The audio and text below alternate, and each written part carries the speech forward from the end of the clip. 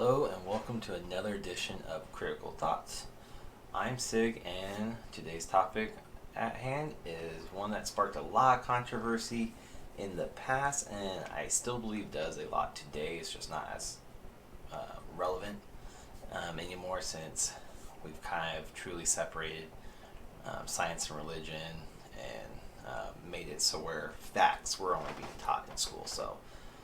But with that said, the subject at hand that we'll be covering today is evolution versus creationism. Simply put, science versus religion. This is one of the subjects that I'll be providing a lot of citations for in the description below, to where I got the information from, as well as where you can feel free to go and double check and question, or just simply peruse the resources. And a lot of them are verbatim, simply to make sure that I didn't misconstrued or it's not misrepresentative. So I want to make it as pure as possible. But with that said, let's dive into one of the most heated debate subjects, not only in the 80s, but the 90s and super early 2000s. We're talking until about 08, 09, and it started to fizzle out according to the research, especially when it comes to the education system here in the U.S. mostly. So this is mostly based in the U.S. and around the U.S., not outside. And I just want to clarify that, along with all of this is purely factually based. Like I said, I have sources, I have citations that are going to be listed. It's none of it's my words put into any of this at all. So I just want to make sure on that before there's any type of miscommunication. But with that said, let's get into this episode of Critical Thoughts. The topic at hand, like I said, evolution versus creationism. Alright, let's roll into it. First and foremost, we need to understand exactly what evolution and creationism is on a very basic level. This is crucial, so we all need to be on the exact same page to continue this conversation on this journey. I do want to just say, side note, I apologize immensely if I butcher any names or scientific terms. I'm not a scientist. I'm not very well versed in it. I am more of an IT, mathematics, that type of guy. Science terminology, I'm sorry, I will butcher it. It's just going to happen. I apologize. With that said, let's begin first with evolution. Evolution is a theory of natural selection first formulated by Darwin's book On the Origin of Species, which released in 1859. It's the process by which an organism changes over time as a result of change to the heritability, physical or behavioral traits. Changes that allow an organism to better adapt to its environment will help it survive and have more offspring. Evolution by natural selection is one of the best substantiated theories in the history of science, supported by evidence from a wide variety of scientific disciplines, including paleontology, geology, genetics, and developmental biology. It's a lot. Now, let's go to the other side of this coin. Creationism. It's a lot easier to understand. It's very compact as well. There's not honestly a whole lot to it. It's very simple. Creationism is the belief that the universe and all living organisms originated from specific acts of a divine creation, as in the biblical account, rather than by natural process such as evolution. So essentially, to put that very very basic, Christianity or creationism really stops just there. There's, like I said, there's not much more to it. It's just that it's a divine entity created everything, and Earth and everything we know as is was created. And you'll see what I'm talking about later on, because it caused a lot of controversy. But evolution doesn't stop there. If you've taken any science courses in high school, middle school, or maybe even college, you know evolution is not just this tiny little bitty subject. It is so massive. So I'm really just going to be diving into a little bit deeper into what evolution is, as well as it's really just kind of still grazing the surface. There's so much more to this, so please keep that in mind. This is just pure scratching the surface type information. I spent hours researching this, and I wanted to try to condense this down from hours of discussion to about 20-30 minutes, because it's a very, very tough subject. So, alright, so with that said, let's roll into diving deeper. Alright, to better understand the deeper aspects of evolution, we need to talk about 5 key points, which are the origin of whales, natural selection, the modern understanding, wealth of evidence, and of course, the controversy behind all of it. Alright. In the first edition of On the Origin of Species by Charles Darwin in 1859, he speculated about how natural selection could cause a land mammal to turn into a whale. As hypothetical example, Darwin used a North American black bear, which was known to catch insects by swimming in the river with their mouth open, saying, "I can see no difficulty in a race of bears being rendered by natural selection more aquatic in their structures and habits, with larger and larger mouths till a creature was produced as monstrous as a whale," Darwin speculated. The ideal,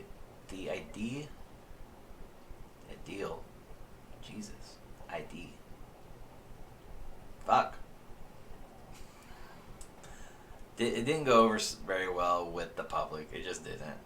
Darwin was so embarrassed by the ridicule he received that the swimming bear passage was removed from later editions of his book. Scientists now know that Darwin had the right idea, but the wrong animal. Instead of looking at bears, he should have instead been looking at cows and hippopotamuses. The story of the origin of whales is one of evolution's most fascinating tales and one of the best examples scientists have to natural selection. To understand the origins of whales, it's necessary to have a basic understanding of how natural selection works. Natural selection can change a small species in small ways, causing a population to change color or size over the course of several generations. This is called microevolution. But natural selection is also capable of much more. Given enough time and enough accumulated changes, natural selection can create entirely new species, and this is known as macroevolution. It can turn dinosaurs into birds, amphibious mammals into whales, and the ancestors of apes into humans. Just don't touch that subject. Just let it be. Take the example of whales. Using evolution as their guide and knowing how natural selection works, biologists knew that the transition of early whales from land to water occurred in a series of predictable steps. The evolution of the blowhole, for example, might have happened in the following way. Random genetic changes resulting in the at least one whale having its nostrils placed further back on its head. Those animals with these adaptations would have been better suited for marine lifestyles, since they would not have had to completely surface for air. Such animals would have been more successful and had more offspring. In later generations, more genetic changes occurred, moving those nose further and further back on the head even more. Other body parts, for example, early whales also changed. For front legs became flippers, back legs disappeared. Their body became more streamlined, and they developed tail flukes to better propel themselves through the water. Darwin also described a form of natural selection that depends on an organism's success to attract a mate, a process known as sexual selection. The colorful plumage of a peacock and antlers of a male deer are both examples of traits that evolved under this type of selection. But Darwin wasn't the first or only scientist to develop a theory of evolution. The French biologist Jean-Baptiste Lamarck came up with the idea that an organism could pass on its traits to its offspring though he was wrong about some of the details. Around the same time, Darwin, British biologist Alfred Russel Wallace independently came up with the theory of evolution by natural selection. Darwin didn't know anything about genetics. He observed the pattern of evolution, but he didn't really know about the mechanisms. That came later with the discovery of how genes encode different biological or behavioral traits and how genes are passed down from parents to offspring. The incorporation of genetics in Darwin's theory is known as modern evolution synthesis. Like I said, apologize.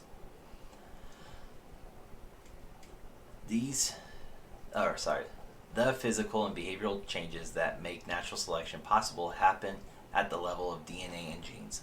Such changes are called mutations. Mutations are basically the raw material on which evolution acts upon. Mutation can also be caused by random errors in DNA, replications or repairs, or by chemical or radiation damage. Most times mutations are either harmful or neutral, but in rare instances, a mutation might prove beneficial to the organism. If so, it will become more prevalent in the next generation and spread throughout the population. In this way, natural selection guides the evolutionary process, preserving and adding up the beneficial mutations and rejecting the bad ones. Mutations are random, but selection for them is not random. But natural selection isn't the only mechanism by which organisms evolve. For example, genes can be transferred from one population to another when an organism migrates or immigrates, which is a process known as gene flow. And the frequency of certain genes can also change at random, which is called genetic drift. Even though scientists can predict what early whales should look like, they lack the fossil evidence to back up their claims. Creationists took this absence of proof that the evolution didn't occur. They mocked the idea that there could have ever been such a thing as a walking whale. But since the early 1990s that is, that's exactly what scientists have been finding.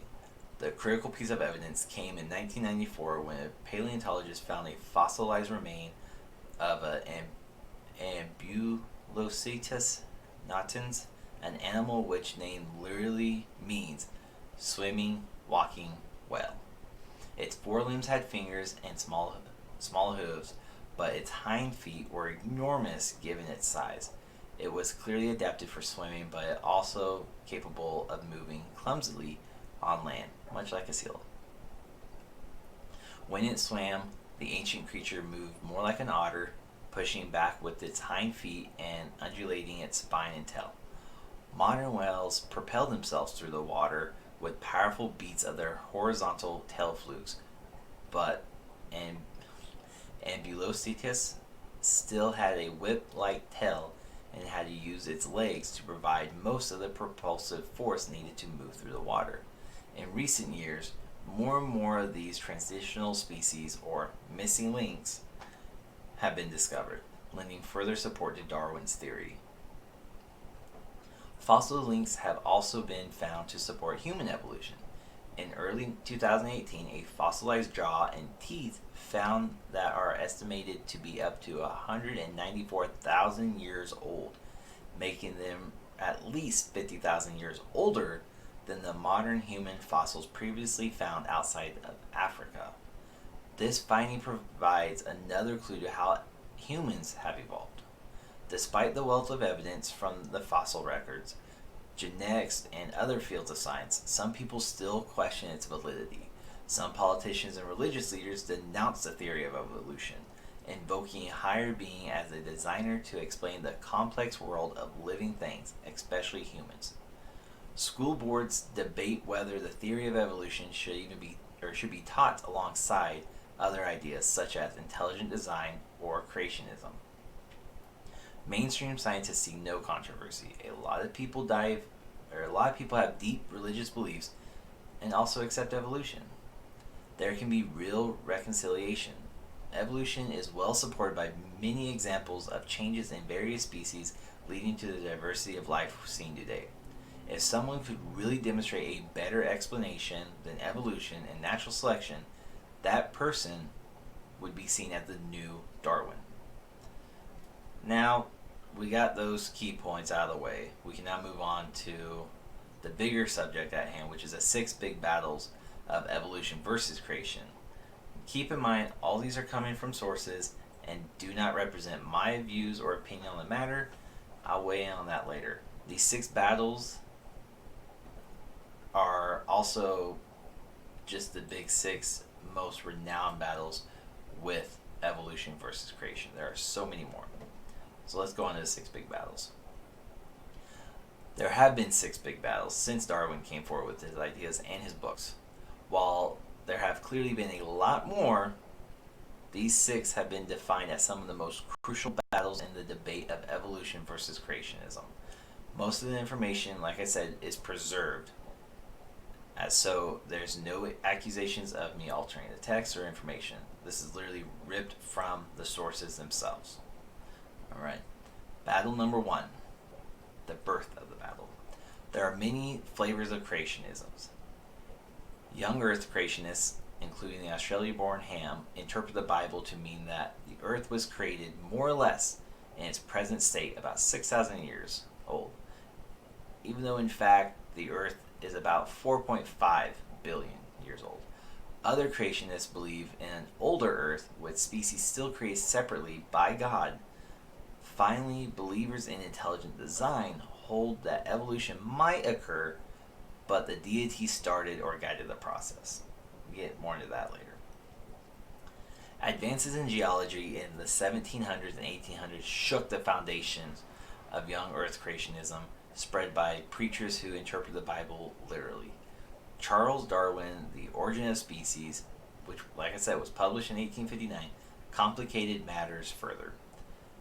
Now, science was not only shooting holes in biblical tales of a young Earth created in mere days, it was suggesting that God didn't create Earth, or God didn't create all animals and plants. Second battle, the Scopes monkey trial. Perhaps no battle in the creation versus evolution war is more famous than the Scopes monkey trial. In 1925, a school teacher, John Scopes, incriminated himself for teaching evolution in a classroom, purposely challenging a state law prohibiting evolution from being taught. The trial was intended to generate publicity, and it worked like a charm. The cast was star-studded famous attorney Clarence Darrow defended Scopes, while the 3-time populist presidential candidate William Jennings Bryan prosecuted. Americans listened to the court proceeding over the radio. In the end, Scopes was found guilty and fined $100. The Tennessee Supreme Court later overturned the verdict on a technicality but upheld the law preventing evolution from being taught. After the trial, other states enacted their own anti-evolution laws, but gradually the anti-evolution movement lost steam. Evolution snuck back into the textbooks. Third battle.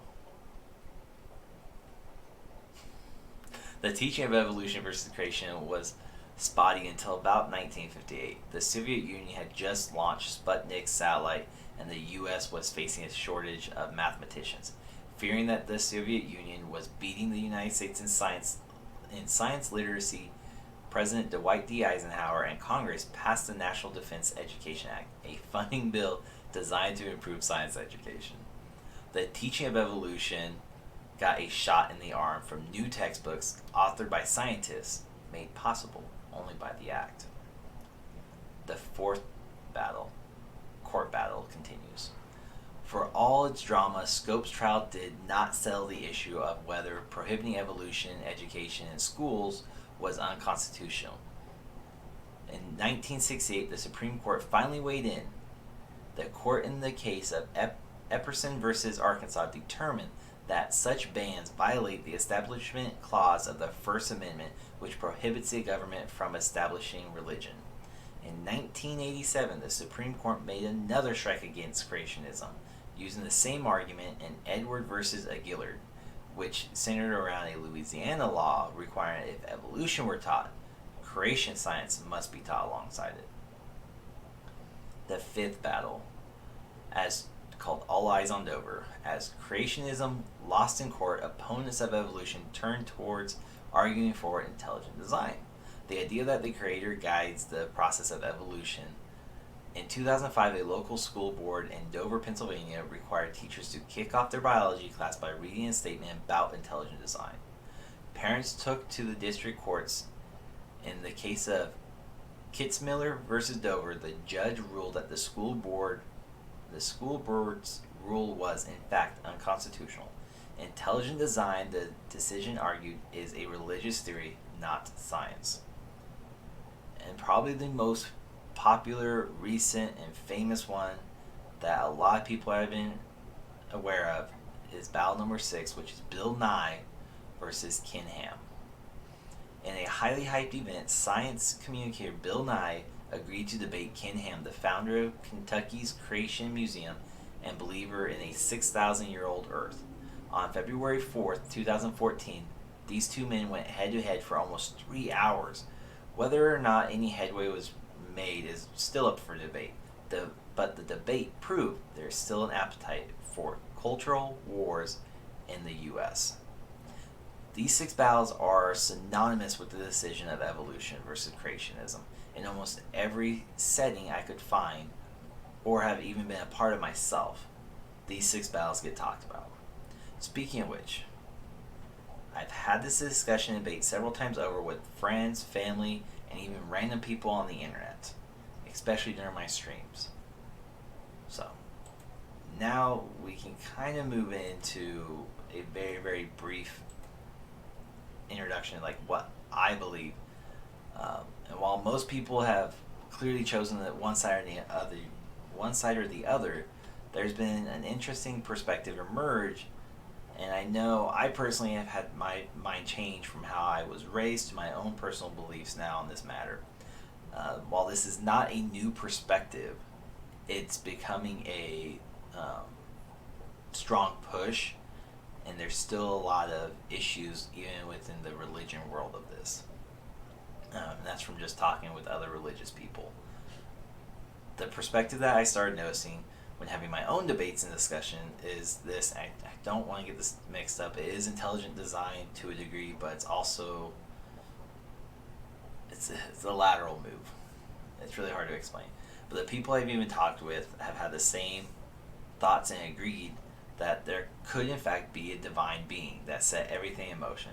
Maybe not controlling it or really having a lot to say. Maybe they're even tweaking some evolutions to better suit the situation of the creatures and, like the habitat or the time, be it the Ice Age, dinosaurs type deal.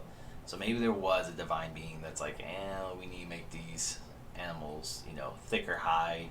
We make them with more fur, more hair, so where they can survive the cold. But very, very small tweaking to kind of just let them be what they are. The best way I could honestly put this in the most simplistic way I could think of, and I'm sorry if it's confusing, is there's a divine being that essentially created the Big Bang and even made it a hospitable planet for life, Earth, hopefully several other places too. Then divine being created multiple organisms with different traits and hidden genetic makeups that will allow the creature to then evolve as time sees fit. This rift on evolution and intelligent design, and it's not even creationism, it's really a massive merge between evolution and intelligent design. It's not completely like to be talked about in the religious field. I've talked with several people who are very hardcore Christians or Muslims or Jews or other religions as well. Buddhist was one of them, and doesn't come back for the hardcore believers. And I say I am religious, but I'm also not stupid. I believe in facts and evidence. So while this may not be discussed about, it seems that the millennial generation, which is the 1980s to 1995, that's the millennials, and even the newer generation coming up behind us, they're all starting to question the beliefs and question the not seriousness, but the facts would be the best way to put it, of what we were told when we were growing up. We're no longer just blindly following what we were told. We're starting to be like, okay, well, why did that happen? Why was this made? X, Y, Z type deal. Um, so yeah. But that's a whole nother subject. We'll get into that later, I promise. It's a good episode. Now, like I said, I am religious, but I also know if science can prove and has proven so much that we shouldn't deny it. We really shouldn't. There is no way one of us could truly believe that the Earth is merely a few thousand years old, when in fact there are all this hard evidence that clearly states that the Earth is at least 4.5 billion, and that's with the B, years old, by dating rocks from the Earth's crust and even dating rocks from neighboring planets or celestial beings like the Earth or the Moon, meteorites, and other sections like that as well. For anyone to deny scientific evidence is completely ignorant of them. I'm not saying and never will say you have to be a believer of evolution or intelligent design, but it's just purely stupid to ignore the evidence that's presented. You can believe whatever you want, whether you want to believe evolution is real or fake, whether you want to believe creationism is 100% real and that was a divine being that put it all in motion. That's up to you. But so many will ignore these facts and will believe 100% but will have no problem believing 100% what they read on Facebook, Twitter, Instagram, Google, and so many other media sites. With no facts to back those up, they would rather believe that crap than believe what the scientists have presented in front of us. And I'm not saying you have to believe in God either or believe in a divine being. That's up to you. I'm not pushing my beliefs on anybody. You do you. Do what makes you happy. What I'm simply saying is this. Believe what you would like, but also be open to evidence and facts when they are presented to you. Even if they question that belief or the idea that you have. Be open to them. It's how we learn. It's how we become better people. I also think everybody should have these type of discussions with others to maybe get a different perspective on things. It just needs to be done respectfully and with an open mind. But this isn't the case as well in today's society. It's one of the biggest problems we have and that we're facing currently right now. But that's also a time for another episode. But with that said, trying to wrap up. I hope you did enjoy this episode of Critical Thoughts about evolution versus creationism. I hope you took something away from it. I hope maybe it questioned or made you question some beliefs or thoughts of your own. And I hope you even want to challenge me on some of this stuff. I would love to have that debate. I'm open for it. Maybe we can make an episode even. But if you have a comment, a critique, an idea, or even would just like to be a part of these podcasts and video casts, definitely let me know. I'd gladly welcome them. But once again, it needs to be done respectfully and with an open mind. No hate talk, no disrespecting each other. It needs to be done 100% respectful. But once again, my name is Sig, and thank you for listening to this podcast. And as always, stay safe, try to stay healthy, be nice to one another. Just don't be a douche. Just be nice. All the sources that were used during research are available in the description link, or description section technically. Thank you again, and I'll see you next week for another episode of Critical Thoughts.